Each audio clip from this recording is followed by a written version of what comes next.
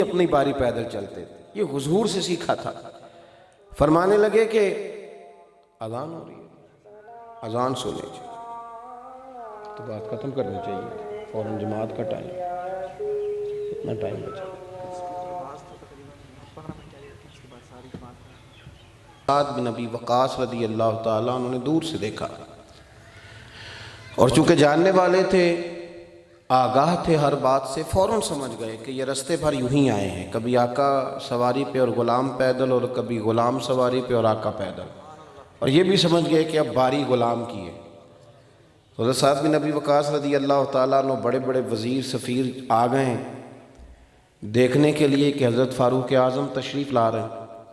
حضرت سعد بن ابی وقاص فرماتے میں دوڑ کر گیا اور میں نے جا کے عرض کی حضور مہربانی فرمائیں، ایک تو یہ کہ یہ جوتے آپ نہ پہن لیں، خراب ہو گئے تو میں نئے لے کے پیش کر دوں گا، اور تہمت تھوڑی نیچی کر لیں اور کرم نوازی فرمائیں، ٹھیک ہے باری غلام کی ہے، لوگ بڑے آئے ہوئے ہیں اور ابھی تک وہ آگاہ نہیں ہے ہمارے اس سادگی اور عاجزی اور انکساری کے ماحول سے، تو آپ مہربانی فرمائیں ذرا بیٹھ جائیں گھوڑے پہ، کوئی حرج نہیں ہے، اور ہم استقبال کو آئے ہوئے ہیں۔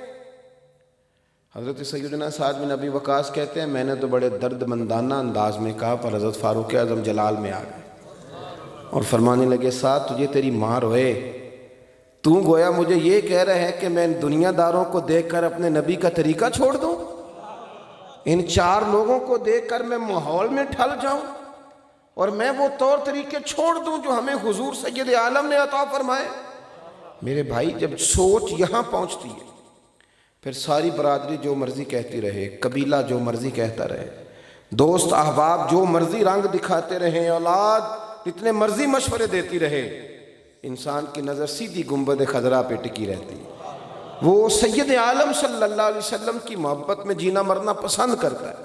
ہم نے اپنے آپ کو بڑی ساری الجھنوں کا شکار کر لیا، ہم بہت ساری چیزوں کو ساتھ لے کے چلنا چاہتے ہیں اور تکلیف میں ہیں، سکھی نہیں ہیں، پریشان ہیں، آزمائش میں، ٹوٹی ہوئی سوچیں ہیں، بکھرے ہوئے حالات ہیں، گھروں میں اختلافات ہیں، لڑائیاں عروج پہ ہیں۔ ہم وہ کچھ ٹھیک کرنا چاہتے ہیں، ایک جانب صحیح کرتے ہیں، دوسری جانب الٹ جاتا ہے سارا کچھ، اس لیے کہ ہم نے ڈائریکشن اور ترتیب اپنی مرضی کی سیٹ کر لی ہے۔ آپ کبھی بھی کامیاب نہیں ہو سکتے، ترتیب وہی ٹھیک ہے جو ہمیں رسول پاک نے عطا فرمائی۔ اگر اس مرتب ترتیب سے چلیں گے، اس مرتب، حضرت عمر بن عبدالعزیز رحمۃ اللہ علیہ آپ سے پہلے جو حکمران گزرے تھے انہوں نے بڑا مال کمایا تھا، اور لوگ بہانہ بنا لیتے ہیں، کوئی نہ کوئی ترتیب لوگ لگا لیتے ہیں، کوئی نہ کوئی گنجائش نکل آتی ہے نکال لیتے ہیں، بڑا مال بنایا تھا۔ جناب عمر بن عبدالعزیز نے پوری 40 سال عمر نہیں پائی، 39 سال کی عمر میں وصال ہو گیا۔ آپ بیمار ہو گئے تو آپ کی اہلیہ کہنے لگی حضور بچوں کے لیے تو ایک گھر بھی نہیں کہ وہ اپنی چھت کے نیچے رہ سکیں، یعنی یہ بادشاہ کی بات ہے۔ حضرت عمر بن عبدالعزیز فرمانے لگے تو ٹھیک کہتی ہے، میرے بعد میرے بچوں کو کیا بنے گا، بلاؤ انہیں۔ بچے حاضر ہوئے تو آپ نے کہا بیٹے میں نے نہ تمہیں اس لیے بلایا کہ میں تم سے معافی مانگنا چاہتا ہوں۔ میں کہا حضور آپ والد ہو کہ کیا فرما رہے ہیں؟ تو فرمانے لگے پتر تمہارا باپ بزدل تھا، تمہارے لیے جائیداد نہیں بنا سکا، بزدل نکلا۔ حضور کیا مانا؟ فرمانے لگے پتر اگر میں دلیر ہوتا نا، نہ ڈرتا دوزخ سے، تو میں بھی کچھ گنجائشیں نکالتا، تمہارے لیے کوئی جائیدادیں بنا لیتا، پر میں بزدل تھا، میں جہنم کی آگ سے ڈر گیا، پتر میں تمہارے لیے کچھ نہیں بنا سکا۔ بزدل تھا نا، اپنے بزدل باپ کو معاف کر دینا۔ بچے بیٹے آ کے پیروں میں بیٹھ گئے، کہا با وہ بڑے بڑے گھوڑوں پر بیٹھ کے گلیوں سے گزرتے ہیں بادشاہوں کے بچے، پر لوگ پیچھے منہ کر کر کے کہتے ہیں حرام کی کمائی پہ سفر کر رہے ہیں، ہم تیری اولاد ہیں، جب کسی گلی سے گزرتے ہیں تو غریب ہمارے ماتھے چوم چوم کے ہمیں دعائیں دیتے ہیں کہ تم عزت والے باپ کے بیٹے ہو، عزت والے باپ کے بیٹے، اور ہمیں لگتا ہے یہ گواہیاں قیامت میں بھی ہمارے کام آئیں گی۔ قیامت میں عزیز دوست جب لوگ اپنی ڈائریکشن سیدھی رکھتے ہیں اور سیدھا اپنا تعلق حضور سے جوڑ کے رکھتے ہیں، پھر انہیں دائیں بائیں کہیں نکلنے کی ضرورت نہیں پڑتی۔ ہم نے بڑی تکلیف میں اپنے آپ کو مبتلا کیا، اور نسل در نسل ہمارے دادا جی بھی اپنے بچے سیٹ کر رہے تھے، ہو نہیں سکے، وہ چلے گئے۔ ابا جی نے بچے سیٹ کرنے کا ارادہ کر لیا، ہو نہیں سکے، اور وہ آج کل ہم بچے سیٹ کر رہے ہیں۔ اب ہم ان کے مستقبل کی فکر میں، اب ہم نے یہ بیڑا اٹھا لیا، یہ ہمیں اٹھا لیے ہیں بیڑے، پر ہوتا کسی سے بھی آدھے کام چھوڑ کے چلے جاتے ہیں۔ تو ان کو دنیا میں سیٹ کرنے سے بہتر نہیں انہیں مدینے والے نبی کے ساتھ سیٹ کیا جائے، انہیں بتایا جائے کہ یہ حضور نے ہمیں دین دیا ہے، یہ معیشت دی ہے، یہ معاشرت دی ہے، یہ تفکر دیا ہے، یہ سوچ دی ہے، یہ طرز زندگی دیا ہے۔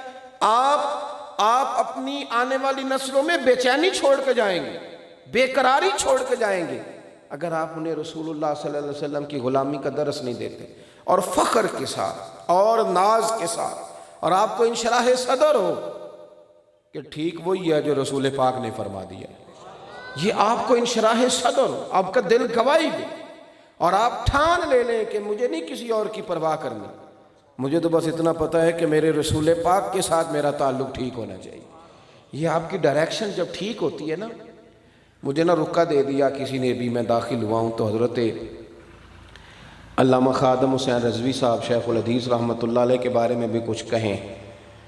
ویسے بھی میں فرمائشی کام بڑے تھوڑے کرتا ہوں، میں زیادہ تر مرضی کرتا ہوں، اور دوسری بات یہ کہ میری زندگی میں ایک چھوٹا سا میرا سٹیٹس رہا ہے کہ میں کوشش کرتا ہوں کہ کوئی ایسا کام نہ کیا جائے کہ محسوس ہو کہ جدھر ساری دنیا چل رہی تھی یہ بندہ بھی ادھر ہی چلا ہے۔ ہمارا ایک مزاج ہے نا، ہم دردیاں حاصل کرنے کے لیے بھی ہم کچھ لوگ کچھ باتیں کرتے ہیں۔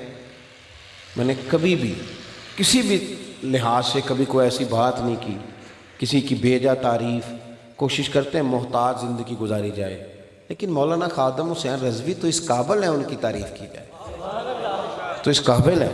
لیکن آپ ایک وہی بات جو میں نے شروع کی، اس بات کو پھر سے دہراتا ہوں کہ ان لوگوں نے، بہت سارے لوگ ان کی زندگی میں بہت کچھ نہیں کہتے رہے، ہاں بے شک جو مرضی کہیں، بہت کچھ نہیں کہتے رہے کہ یہ اب کیسے ہو سکتا ہے، یہ کس طرح ممکن ہے، یہ کیسے ہو سکتا ہے۔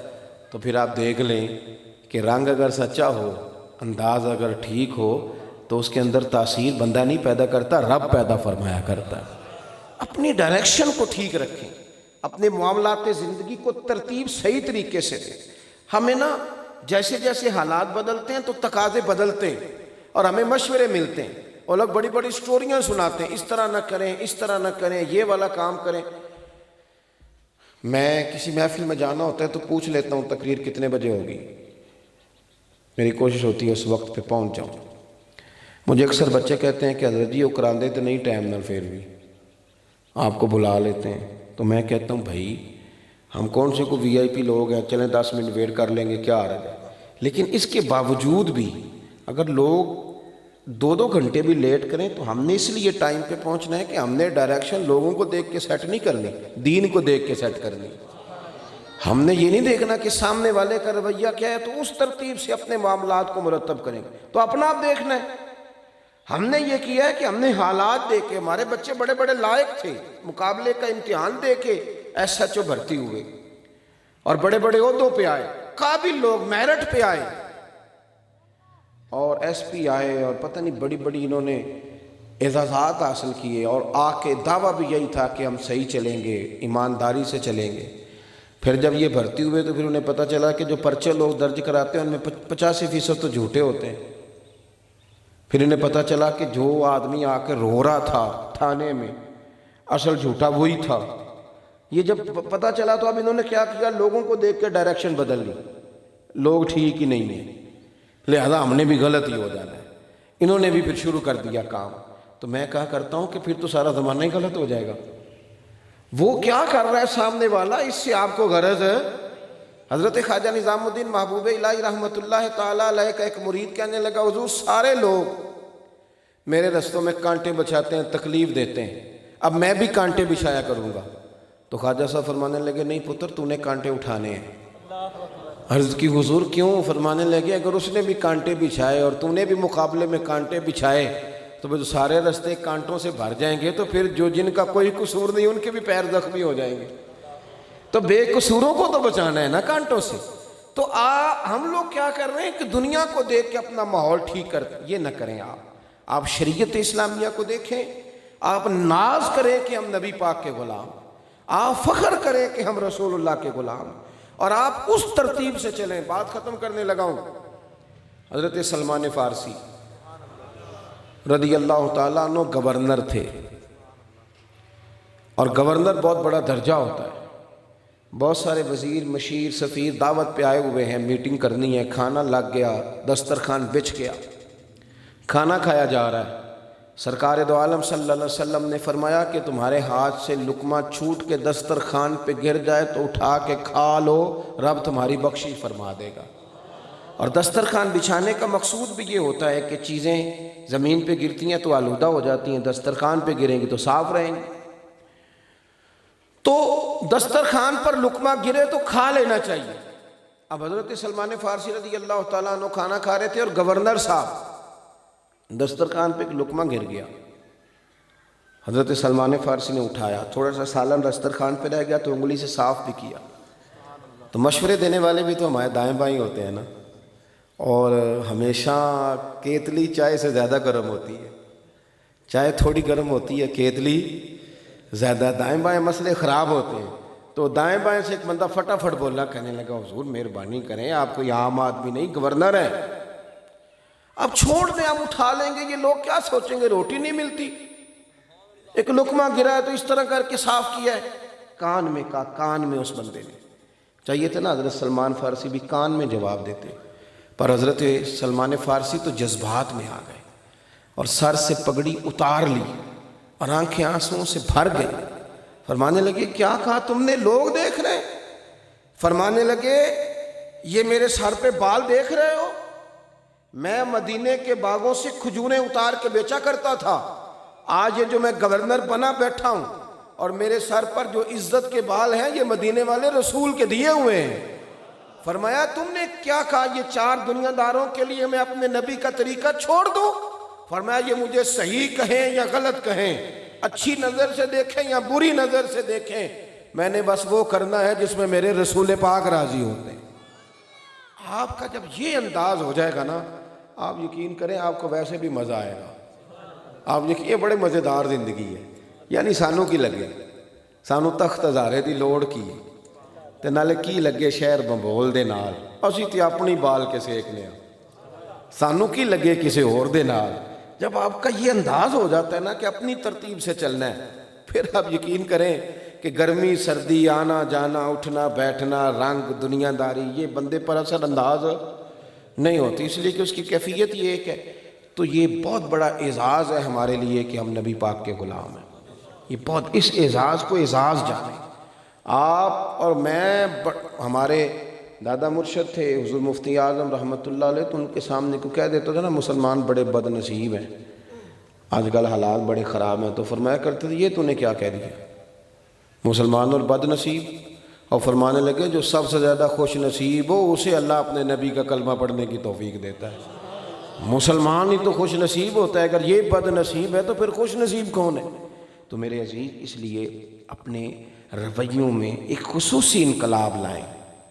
آپ مطلب جب رات کو غلطی سے طلاق دے لیتے ہو تو پھر بھی تو مفتی صاحب کے پاس جا کے مسئلہ پوچھتے ہی ہو نا، تو بیٹے کی شادی سے پہلے جا کے پوچھو کہ سنت طریقہ کیا ہے نکاح کا، حق مہر کا سنت طریقہ کیا ہے۔ بچے کا بازو تھام کے شادی سے پہلے لے کے جاؤ تاکہ اسے پتہ چل جائے کہ اگر خدا نخواستہ کبھی طلاق کا موقع آئے گا تو میرا رویہ کیا ہونا چاہیے، اسلام نے کیا کیا ترتیب بتائی ہے عورت کو سمجھانے کی، صلح کرنے کی، یہ پہلے سکھاؤ۔ بچوں کو ویسے بیچارے وہ 6 مہینے خریداری کرتے رہتے ہیں، اور وہ شیروانی کے لیے بیچارے کئی شہروں میں گھومتے رہتے ہیں، اور جس وجہ سے ان کی زندگی حسین ہونی تھی، آداب شریعت، ان کے الف با تا سا کا بھی نہیں پتہ ہوتا، اور وہ طلاق دے کے آ جاتے ہیں، کہتے ہیں میں نے غصے میں دے لی ہیں، تو مولانا کوئی حل نکالیں۔ تو میں پھر کہتا ہوں یار آپ دیکھیں طلاق ہوتی غصے میں، خوشی میں کب ہوتی ہے؟ چاہیے تو یہ تھا کہ آپ کو پہلے پتہ ہوتا کہ طلاق کا طریقہ کیا ہے۔ اور پھر لوگ یہ بھی کہتے ہیں آج کل کہ اتنا نازک رشتہ تھا جی 3 لفظوں سے ٹوٹ گیا، طلاق طلاق طلاق۔ تو میں کہتا ہوں بھائی بندہ بھی تو 3 لفظوں سے تھا نا، قبول قبول اور تو اگر قبول ایک دفعہ تین دفعہ ہو جائیں تو ایک ہی دفعہ ہو جاتا ہے، تو طلاق بھی پھر 3 دفعہ دیں تو وہ ساری کی ساری ہو ہی جاتی ہے۔ ایک اور بھی بات مجھ سے ایک دن ایک صاحب نے کی، وہ کہنے لگے جی وہ میری بیوی تو سامنے ہی نہیں تھی، تو میں نے اسے کہا نکاح کے ٹائم سامنے تھی۔ یہ سارے بہانے ہیں بعد میں، اور ہم بڑا اپنی جان پہ ظلم کرتے ہیں۔ یہ کرنے کے بعد جب ہم دوبارہ صلح کرتے ہیں، آپ استفتاء بھی جب لکھیں، سوال نامہ بھی ترتیب دیں، تو اللہ رسول سے ڈر کے تو سنت اور شریعت کو اپنائیں۔ اسی میں بقا ہے، اسی میں سکون ہے، اسی میں نجات ہے۔ اور اپنے آپ کو بکل میں لپیٹ کے رکھیں، پردوں میں چھپنے کی کوشش کریں۔ پردوں میں رہیں گے تو زندگی اچھی رہے گی۔ اللہ کے حضور دعا ہے، اللہ پھر دعا کرتا ہوں اللہ جنہوں نے اتنی خوبصورت محفل سجائی اور جو آئے ہیں سب کو بہترین صلہ عطا فرما۔ آخر دعویٰ